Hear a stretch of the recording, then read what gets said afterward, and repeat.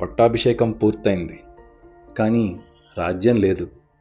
అవును, ధృతరాష్ట్రుడి పేరుకి రాజునైతే చేశాడు, కానీ ధర్మరాజుకి ఇచ్చింది ఖాండవ ప్రస్థం. అది నిజానికి కొన్ని గ్రామాలు, విశాలమైన అడవి, ఖాళీ స్థలం. రాళ్ళు, గుట్టలు, అడవులు, ఆటవిక గ్రామాలు, ఇలా విశాలమైన శూన్యం. అందులో రాజ్యాన్ని నిర్మించుకోవాలి. కొడుక్కేమో హస్తిన కేటాయించాడు. ఎన్నో భవనాలు, చక్కగా నిర్మించిన నగరం, అన్ని సౌకర్యాలు ఉన్న ప్రదేశం. పాండవులకు అదృష్టం ఉంది, పాండవులకు సపోర్ట్ ఉంది అని చెప్పే వాళ్ళందరికీ ఇది చెప్పండి. ఏ రకమైన సహకారం వాళ్ళకి లేదు. పేరుకందరూ పొగిడేవారే, అంతేగాని ఎవ్వరూ ఏమీ ఇవ్వలేదు. హత్యాయత్నాలు చేస్తున్నా, మోసం చేస్తున్నా ఎవ్వరూ ఏమీ చేయలేదు. ధర్మం ఎప్పటికైనా గెలుస్తుంది అనేవారే తప్ప గెలిచేందుకు ఏ సాయమూ చేయలేదు. ఆ ఖాళీ ప్రదేశాన్ని ఇచ్చి ఏలుకోమన్నాడు. కానీ పక్కన కృష్ణుడున్నాడు. కష్టపడి పనిచేసేవాడికి దైవం తోడుగా ఉంటే కావాల్సిన విజయం కలుగుతుంది. పాండవులు ఏమీ వంక పెట్టకుండా కృష్ణుడిని తీసుకుని ఆ ఖాండవానికి వెళ్ళారు. అక్కడికి వెళ్ళాక కృష్ణుడు ఇంద్రుణ్ణి మనసులో తలుచుకున్నాడు. వెంటనే ఇంద్రుడు ప్రత్యక్షమయ్యాడు. పాండవుల్ని దీవించి, కొడుకు అర్జునుడిని దీవించి కృష్ణుడితో మాట్లాడాడు. ఆయన ఆజ్ఞ మేరకు విశ్వకర్మని పిలిపించాడు. తరచుగా మళ్ళీ మనకొచ్చే అనుమానం ఇదే. అరే, పాండవులు ఏం కష్టాలు పడ్డారు? ఇప్పుడు చూడండి, కృష్ణుడు విశ్వకర్మని పిలిపించి అన్నీ చేయించేస్తున్నాడు. రికమెండేషన్ ఉంది కదా, వాళ్ళకి ఏ కష్టం ఉంది అని అనొచ్చు. కానీ కృష్ణుడు ఇలా చేస్తాడని వాళ్ళకి తెలీదు. వాళ్ళేం అడగలేదు. కానీ దానికి ముందే హత్యాయత్నాలు జరిగాయి. అడవుల్లో తిరిగారు, అడుక్కు తిన్నారు. అన్నీ అయ్యాక కదా కలిసొచ్చింది. దైవం వారిని ఆదుకుంది, కానీ కష్టాలు పడలేదనుకోవద్దు. ఇప్పుడు కూడా చూడండి, రాజుని చేసే ముందు యుధిష్ఠిరుడికి ఏం తెలుసు?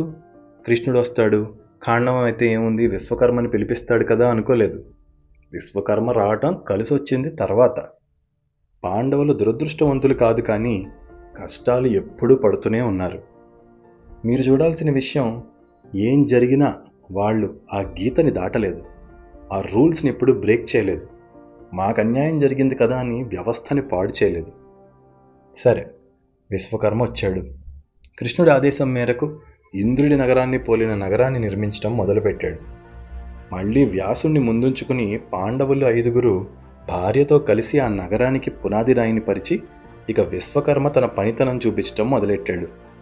32 ద్వారాలతో నిర్మించిన ఆ నగరంలోకి రాజు యుధిష్ఠిరుడు తమ్ముళ్ళని, తల్లిని, భార్యని తీసుకుని వెంట శ్రీకృష్ణుడుండగా ఎందరో బ్రాహ్మణులు ఆశీర్వదిస్తూ నగర ప్రవేశం చేశాడు.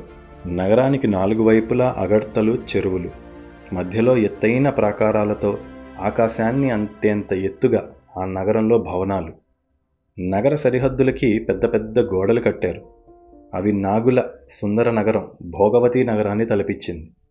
ఆ నగరానికి ముఖద్వారాలు గరుడుని రెక్కల్లా విశాలంగా ఉన్నాయి. ముఖ్యమైన భవనాలన్నీ పెద్ద పెద్ద పర్వత శిఖరాల్లాగా మబ్బుల్లోకి దూరిపోయి ఉన్నాయి. నగరానికి రక్షణగా రకరకాల శస్త్రాస్త్రాలతో ఆ గోడలకి పరికరాలను అమర్చారు. అస్త్రాభ్యాసం చేసిన యోధులతో నగరానికి రక్షణ సైన్యం కూడా సిద్ధం చేయబడి ఉంది. వాళ్ళకి దుర్భేద్యమైన కవచాలు, ఆయుధాలు ఇవ్వబడ్డాయి. విశాలమైన వీధులు కట్టారు.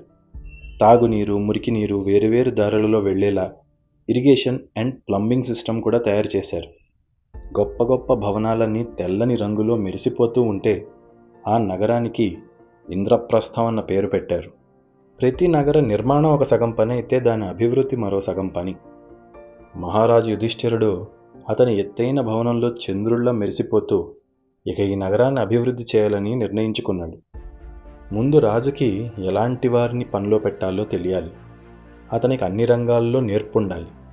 అన్ని భాషలు తెలిసిన ప్రజల్ని, వ్యాపారుల్ని ఆహ్వానించాడు. వ్యాపారంతోనే అభివృద్ధి, ఎందుకంటే దానివల్లే పన్నులు వస్తాయి, వసతులు వస్తాయి. చుట్టుపక్కల రాజ్యాల వారికి, విదేశాల వారికి అందరికీ ఇంద్రప్రస్థానికి స్వాగతం అని చెప్పారు. వర్తకులు, వ్యాపారులు వచ్చారు. ఆ నగరానికి ఇంకా ధనాన్ని జోడించడం మొదలుపెట్టారు. ఆర్ట్, వివిధ కళలకి నివాసంగా ఇంద్రప్రస్థం చాలా తొందరగా మారిపోయింది. శిల్పకళా నిపుణులు వచ్చి శిల్పాలను చెక్కి ఇంద్రప్రస్థ శిల్పాలని అమ్మేవారు. దాంతో వాటికి విలువ పెరిగి ఎంతో ధనం చేరింది.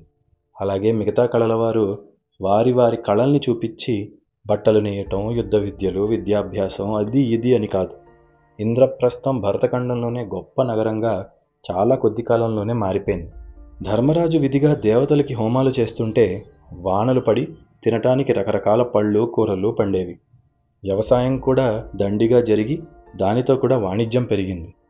సుందరమైన ఉద్యానవనాలు అడవులు తయారు చేసి పర్యాటక కేంద్రంగా కూడా చేశారు. ఎవరికి ఎలాంటి హాని రాని రక్షణ ఏర్పాటు చేసి దొంగలు లేకుండా దోపిడీలు మోసాలు జరగకుండా కఠినమైన రక్షణా సిబ్బంది పెట్టారు. అంటే పోలీసింగ్ బాగుంది.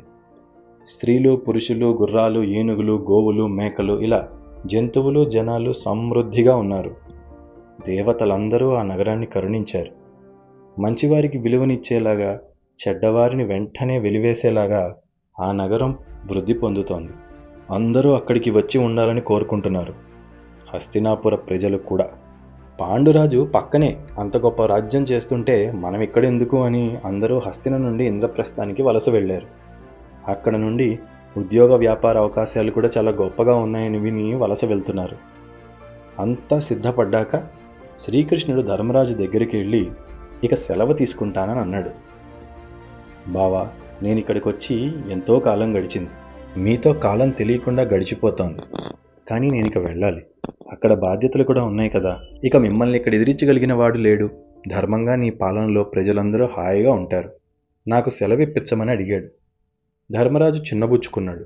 పేరుకు నాకంటే చిన్నవాడిగా ఉండి బావా బావా అని తిరుగుతున్నావు, కానీ నీవెవరో నాకు తెలియదా? నీవే లేకపోతే మాకు ఇంద్రప్రస్థం వచ్చేదా? నువ్వు ఎక్కడుంటే అక్కడ అన్ని పనులు వాటంతటవే అయిపోతున్నట్లుంటాయి కృష్ణ. నీవుంటే ఎప్పుడు ఏది చేయాలి అని ఎవ్వరూ చెప్పకుండానే అర్థమైపోతుంది. నీవు వెళ్ళిపోతానంటే ఎలా వదిలిపెట్టమంటావు అని అడిగాడు. అర్జునుడు కూడా ఏదో ప్రేయసి వదిలి వెళ్ళిపోతున్నట్లు కృష్ణుడి కోసం ఎన్నో కానుకలు సిద్ధం చేసి ఎదురు చూస్తున్నాడు. భీముడైతే బలవంతంగా ఉండిపోమని చెయ్యి వదలక ఉన్నాడు. వారందరినీ ఒప్పించి కృష్ణుడు ద్వారకకి బయలుదేరాడు. చివరిగా కుంతి దగ్గరికి వెళ్ళి అత్తా వెళ్ళొస్తానన్నాడు. ఆవిడ కృష్ణుని గట్టిగా కౌగిలించుకుని, కృష్ణ, ఎందుకయ్యా వదిలి వెళ్తా అంటావు? ఆ లక్షాగృహం నుండి ఎలాగో బయటపడ్డాం. మళ్ళీ కష్టాలు వస్తే కానీ నువ్వు మాకు కనబడవా నాయనా అని అడిగింది. అత్త, నీ కొడుకులు లోకాలు భయపడే వీరులు. కష్టాలు నష్టాలు అందరికీ సహజంగా వచ్చేవే. నీ మనసులో ఎప్పుడూ అలాంటి బెంగ పెట్టుకోకు.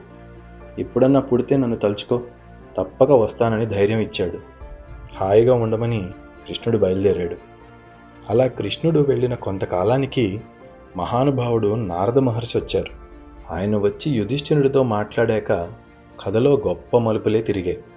అవేంటో, మహాభారత కథ ఎలా కదిలిందో తర్వాత నెక్స్ట్ ఎపిసోడ్లో విందురుగాని.